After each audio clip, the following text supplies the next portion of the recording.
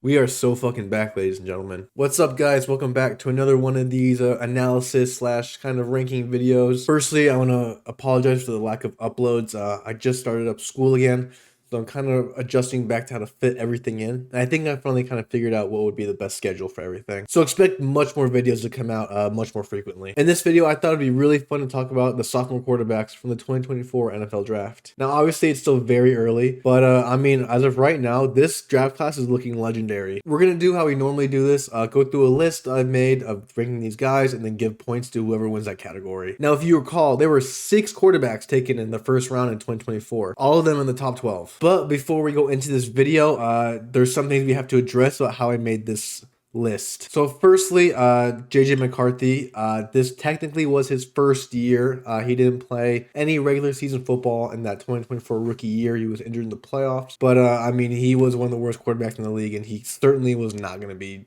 a main candidate in this video. And then you can't talk about who made the biggest jump without talking about the rookie of the year from this class, Jaden Daniels. Unfortunately, Jaden Daniels was injured quite a bit of the year, and so I felt as if it wouldn't be fair to compare him to some of the other guys just because obviously his stats are going to be a lot worse. It also was a bit of a humbling year for the Commanders. I think it kind of came down to earth a little bit. And then obviously same thing with Michael Penix. He did tear his ACL and did miss a good chunk of the year, but I mean, he was not going to be anywhere near this candidate list. So that leaves us with 3 guys who played at least the entirety. I'm pretty sure they played the entirety of the 2025 season. That's going to be first overall pick Caleb Williams, second overall pick Drake May, and then 12th overall pick Bo Nix. Spoiler alert, all 3 of these guys had amazing years this year. It was a lot of fun to make this list, and I mean, yeah, let's go see what happens. Okay, so same kind of concept here. We have Caleb Williams, Drake May, and Bo Nix pulled up. We're going to go through my list of categories and kind of give a point to whoever wins. The nice thing about this is that they all played the entirety of the season, so we'll be able to count the things like stats. I'll kind of be using the same, like,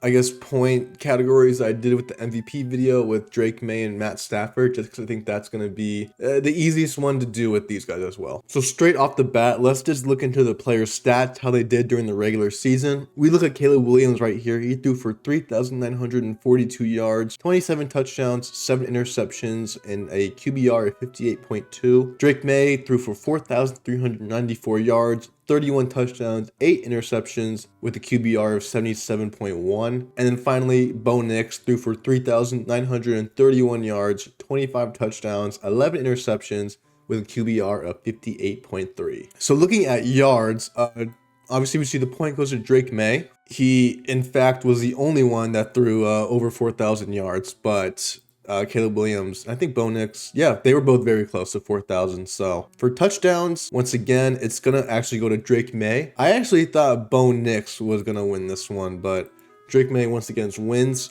He threw for 31, where Caleb and Bo Nix still were under that 30 range. Now, interceptions, our first point that's not Drake May is actually going to be given out to Caleb Williams in this one. Caleb Williams threw 7 interceptions. Caleb Williams only threw 7 interceptions, where Drake May threw 8, and Bo Nix actually threw 11. So kudos to Caleb Williams. I actually thought he'd do a little bit more. And then on the flip, I thought Bo Nix threw a little bit less. And then finally, QBR, Caleb Williams had 58.2. Bo Nix had 58.3, so virtually the same. And Drake May had 77.1. So easily the point goes to Drake May. Now we're going to look at kind of how they did against teams in the playoffs and or teams that I felt were playoff worthy. So for these teams, and for Caleb Williams, he played the Vikings and the Lions twice, the Ravens, the Steelers, the Eagles, the Packers twice, and the Niners. So he played 7 different teams that were in the playoffs or were playoff worthy. Drake May, again, some deja vu, you should. Drake May went against 6, that being the Steelers, the Panthers, the Bills twice, the Falcons, the Buccaneers, and the Ravens. And then Bo Nix as well went against 6 teams that were in the playoffs or playoff worthy. I did decide to put the Colts in this just because this was the point where they were one of the better teams in the AFC, where they were at the top, I believe.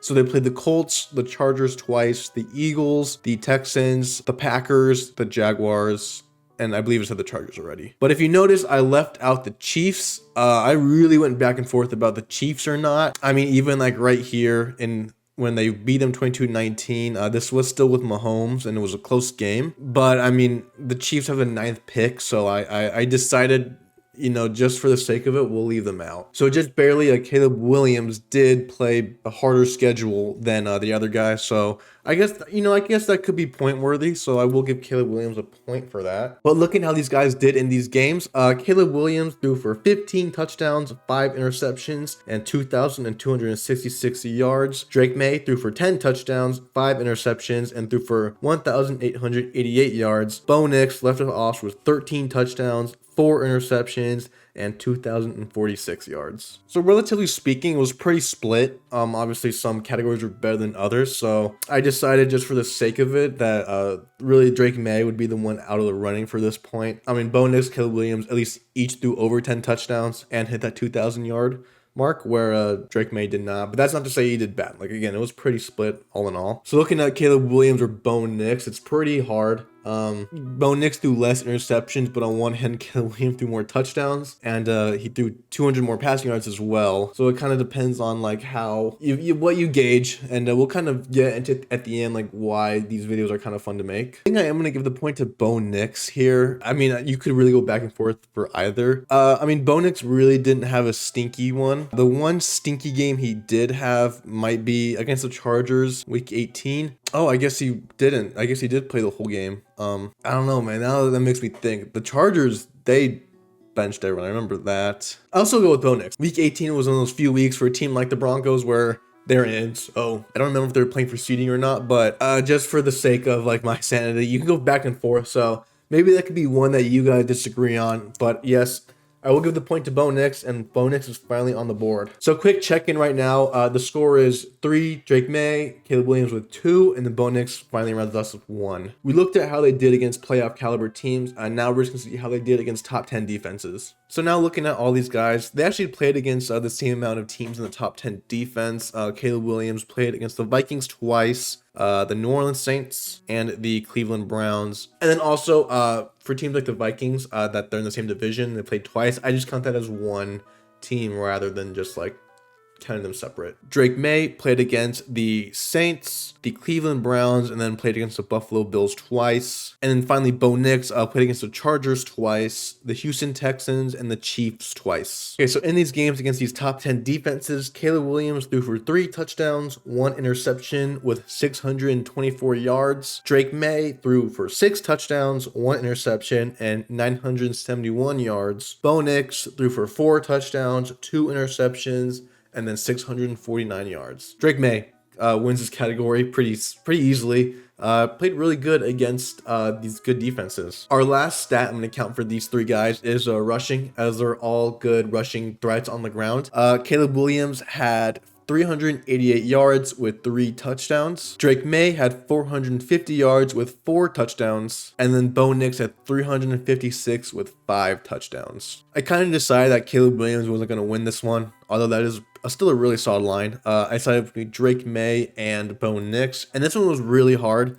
All in all, as you see right here, Drake May has 103 carries, where Bo Nix has 83. And I mean, their average is like basically the same, 4.5 or 4.4 and 4.3. But in theory, with 5 touchdowns, you could argue that Bo Nix was a bit more, I guess, but I guess more like he was more consistent on the ground. Kind of, it's hard to tell with this one. So I will give the point to Bo Nix on this one. So that is the end of our kind of statistical categories. The score after this is Drake May's in the lead with 4, and then Bo Nix and Caleb Williams both have 2 to kind of round things out. So now we're kind of doing the more, I guess, fun categories, kind of the more subjective ones too. I think a big one we had to talk about is Caleb Williams and kind of his clutchness. Not to say these guys aren't clutched. I mean, they all are really clutched, had their moments, but I mean, it felt like, at least at the end of the season, it was every week for Caleb Williams. Games like the Packers, even the Niners to a bit, yes, they came up just short. And then the Lions. Like, he'd be just so ass at the beginning, and then that last 5 minutes of the fourth quarter come around and like things click and he's fucking balling. And I mean, being clutch like that is really good, especially when it comes to December football in the playoffs. So yeah, we'll give a point to Caleb Williams for that. With Drake May, he was an MVP finalist, and he quite literally barely lost. I think he lost by like 1 or 2 votes. So that's a point for May as well. You know, MVP is MVP at the end of the day. But looking at kind of how they did, like the games that they just went off, they threw a ton of yards or they threw a ton of touchdowns, kind of seeing how that went. We look at Caleb Williams. He had a few really good games. Right here against the Cowboys, he threw for 298 and 4 touchdowns. 280 against the Bengals and 3 touchdowns. And again, that's another one of those clutch games. 330 against the 49ers and 2 touchdowns, no interceptions. That game was an absolute shootout, like went to the wire. And then right here, fucking kills me to say this, but 250 and 2 touchdowns against Green Bay. And another comeback where that happened. Drake May only really had a few, kind of just 380 game here against the Ravens, and then this week 17 game against the Jets. Oh, I'm sorry, week 16 game against the Jets. 256 and 5 touchdowns, which is insane. But look right here, the Browns, 282 and 3 touchdowns, and then 261 in the Saints. So actually a little bit more. I think that's about tied with Caleb Williams. And then looking at Bo Nix, right here, 206 and 3 touchdowns against the Colts, who were the top team at that point. 326 right here against the fucking Bengals. The Bengals are fucking ass. 279, 2 touchdowns against the Giants. 295 here against the Chiefs, but no touchdowns. And then 321 against the Commanders, 302 against the Packers with 4 touchdowns, and 352 against the Jaguars. And again, they all pretty much kind of similar off the board, but I mean, Bo Nix had, 3 games where he hit over 300 yards, 295 and 1. And I mean, he had 4 touchdowns against the Packers, of course, against my fucking team. So I'll give a point to Bo Nix on that. Now, what I did when I did Matt Stafford and Drake May was kind of do their aura. One thing that's about Drake May was that he was like the most popular player. He was kind of a meme, like fan favorite player, and that gave him the aura points. But I'm actually going to give it to Caleb Williams in this category. I mean, if you just look up top plays in the NFL, the first one you're going to think of that's going to come up is going to be most likely that touchdown right here against the Packers, DJ Moore in overtime. Especially, I know I'm not counting the playoffs, but I think for this category, it just kind of cements it.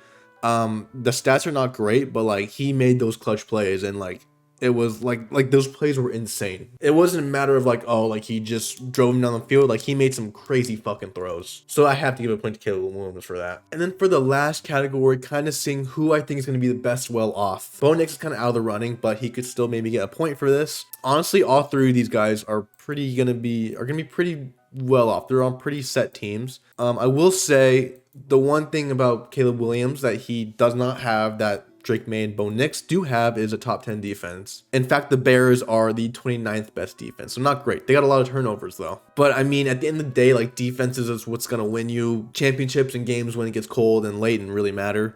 So unfortunately, Caleb Williams does not get this point. So it's really between Drake May and Bo Nix. Both had fantastic defenses. I think the Broncos were number 2 and the Patriots were number 8. So the Broncos have an insane defense. I think we all know that. Oh man, it's really hard to tell. Like you could honestly go back and forth on these 2 guys. I actually think I'm going to give the point to Bo Nix on this. I really think Bo Nix is in a great situation. Drake May, not to take away from what Drake May has, he's in a great team, but I just think the Broncos, like they have Nick Singleton and obviously PS2, even like Riley Moss.